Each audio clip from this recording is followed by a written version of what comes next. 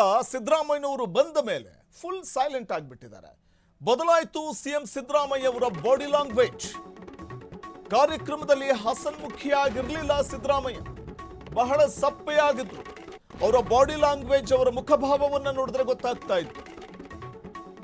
ಸಿದ್ದರಾಮಯ್ಯನವರು ಎಂದಿನಂತೆ ಹಸನ್ಮುಖಿಯಾಗಿ ಕಂಡು ಬರಲಿಲ್ಲ.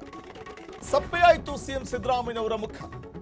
ಹೈಕಮಾಂಡ್ ಭೇಟಿಯ ಬೆನ್ನಲ್ಲೇ ಕಳೆಗುಂದಿತ ಸಿದ್ದು ಗತ್ತು.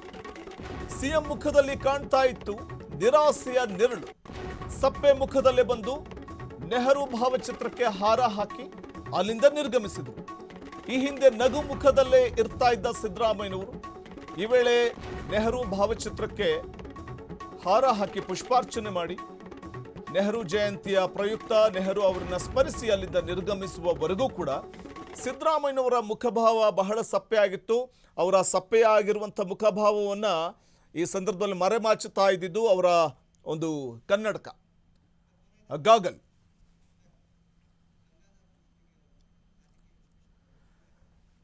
ನಮ್ಮ ಜೊತೆ ಮಾತಾಡಲಿಕ್ಕೆ ರಾಜಕೀಯ ವಿಶ್ಲೇಷಕರಾದ ಗಂಗಾಧರ್ ಕುಷ್ಟಗಿ ಅವರು ದೂರವಾಣಿ ಸಂಪರ್ಕದಲ್ಲಿದ್ದಾರೆ.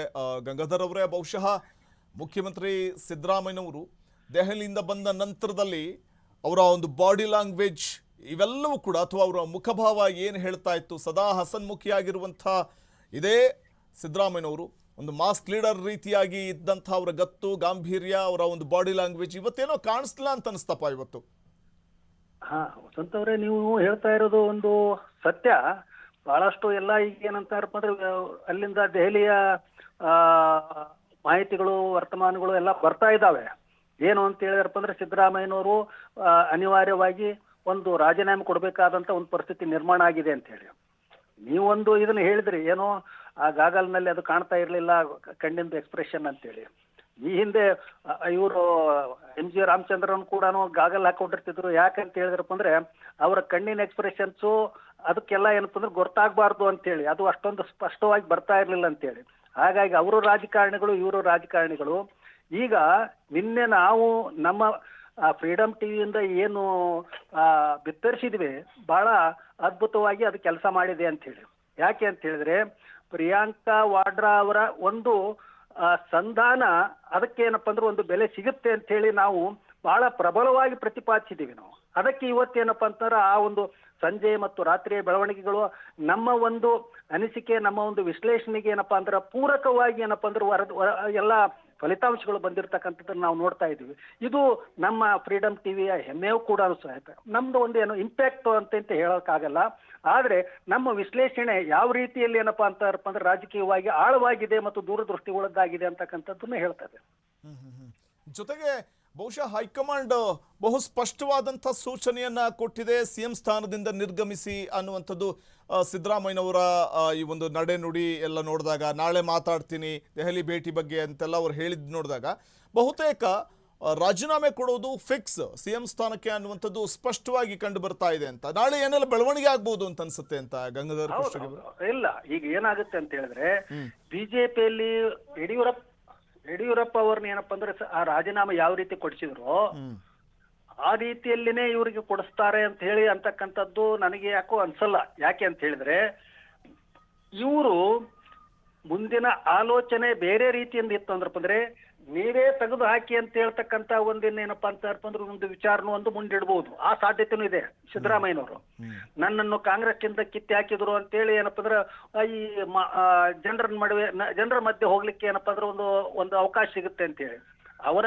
ಒಂದು ಬೆಂಬಲಿಗರು ಎಲ್ಲ ಏನ್ ಮಾಡ್ತಾ ಇದಾರೆ ಅಂತ ಹೇಳಿದ್ರೆ ನೀವು ಕೊಡಬೇಡಿ ಅಂತೇಳಿ ಒತ್ತಾಯ ಮಾಡ್ತಾ ಇದ್ದಾರೆ. ಹೀಗಾಗಿ ಅವ್ರದ್ದು ಅಸ್ತಿತ್ವದ ಪ್ರಶ್ನೆ, ಅವರ ಬೆಂಬಲಿಗರು, ಆಪ್ತರದು, ಎಲ್ಲರದು. ಹೀಗಾಗಿ ಇದು ಏನಂತ ಹೇಳಿದಾರಪ್ಪ ಅಂತ ಅವರಾಗಿ ಕೊಡ್ತಾರೋ ಹೈಕಮಾಂಡ್ ಏನಪ್ಪಾ ಅಂದ್ರೆ ಕಿತ್ತಿ ಆಗ್ತೈತು ಅದನ್ನು ಸಹಿತ. ಹೀಗಾಗಿ ಅನಿವಾರ್ಯವಾಗಿ ಒಂದು ಇದನ್ನೂ ಬರ್ಬೋದು. ಏನಂದ್ರಪ್ಪ ಅಂದ್ರೆ ರಾಜಕೀಯ ಒತ್ತಡಕ್ಕೆ ಮೇಲೆ ಹೈಕಮಾಂಡ್ ಒತ್ತಡಕ್ಕೆ ಮಾಡೋದು ನಾನು ರಾಜೀನಾಮೆ ಕೊಟ್ಟಿದ್ದೀನಿ ಅಂತ ಹೇಳ್ಬಿಡ್ಬೋದು.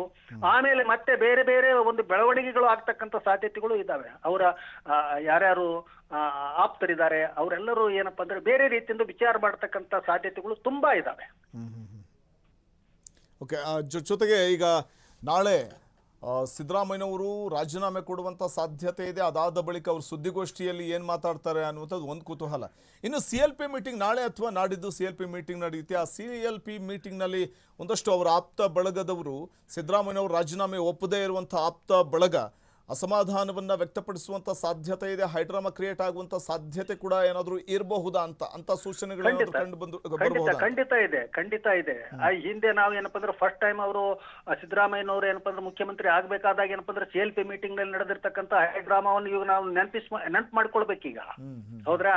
ಯಾವ ರೀತಿ ಹೈಡ್ರಾಮಾ, ಯಾವ ರೀತಿಯಲ್ಲಿ ಏನಪ್ಪಾ ಅಂದ್ರೆ ಇದಾಯ್ತು ಅಂತೇಳಿ ಈಗಲೂ ಕೂಡ ಅಲ್ಲಿ ವೇಣುಗೋಪಾಲ್ ಅವರು ಮತ್ತೆ ಇನ್ನೊಬ್ರು ಎಲ್ಲ ಬರ್ತಾ ಇರ್ತಕ್ಕಂಥದ್ದು ಯಾವ ಹಿನ್ನೆಲೆಯಲ್ಲಿ ಅಂತ ಹೇಳಿದ್ರೆ, ಇಲ್ಲಿ CLP ಮೀಟಿಂಗ್ ನೊಳಗಡೆ ಏನಪ್ಪಾ ಅಂದ್ರೆ ಅದನ್ನ ಹೈಕಮಾಂಡ್ ಡಿಸಿಷನ್ ಅಂತ ಹೇಳಿ ತಂದು ಇಲ್ಲಿ ಹೇರ್ಲಿಕ್ಕೆ ಎಲ್ಲರಿಗೂ ಏನಪ್ಪಾ ಅಂದ್ರೆ ಒಪ್ಕೊಳ್ಬೇಕು ಅಂತ ಹೇಳಲಿಕ್ಕೆ ಬರ್ತಾರೆ ಹೊರತಾಗಿ ಡೆಮೋಕ್ರೆಟಿಕ್ ಆಗಿ ಏನಪ್ಪಾ ಅಂದ್ರೆ ಒಂದು ವೋಟ್ ಮಾಡ್ಕೊಂಡು ಯಾರು ಬೇಕು ನಿಮ್ಗೆ ನೆಕ್ಸ್ಟ್ ಇವರು ಏನಪ್ಪಾ ಅಂದ್ರೆ ಮುಖ್ಯಮಂತ್ರಿ ಯಾರು ಇರ್ಬೇಕು, ನಾಯಕರು ಯಾರಾಗಬೇಕು ಆ ತರಕ್ಕೆ ಅಂತ ಬರ್ತಾ ಇಲ್ಲ ಅಂತೇಳಿ ನನಗನ್ಸುತ್ತೆ.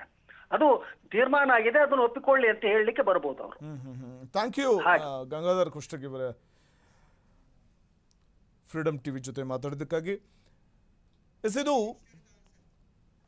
ಪ್ರಸ್ತುತ ಹೈಕಮಾಂಡ್ ಭೇಟಿಯ ಬೆನ್ನಲ್ಲೇ ಸಿದ್ದರಾಮಯ್ಯನವರ ಗತ್ತು ಗಾಂಭೀರ್ಯ ಎಲ್ಲೋ ಒಂದು ಕಡೆ ಕಳೆಗುಂದಿದಂತೆ ಕಾಣಿಸ್ತಾ ಇರುವಂಥದ್ದು. ಅಂದರೆ ಬಹು ಸ್ಪಷ್ಟವಾಗಿ ಗೋಚರವಾಗ್ತಾ ಇದೆ, ಸಿದ್ದರಾಮಯ್ಯನವರಿಗೆ ನೀವು CM ಸ್ಥಾನದಿಂದ ನಿರ್ಗಮಿಸಿ ಅಂತ ಹೈಕಮಾಂಡ್ ಹೇಳಿದೆ ಅನ್ನುವಂಥದ್ದು ಸ್ಪಷ್ಟವಾಗಿ ಕಂಡು ಬಂದಂತೆ ಕಾಣಿಸ್ತಿದೆ.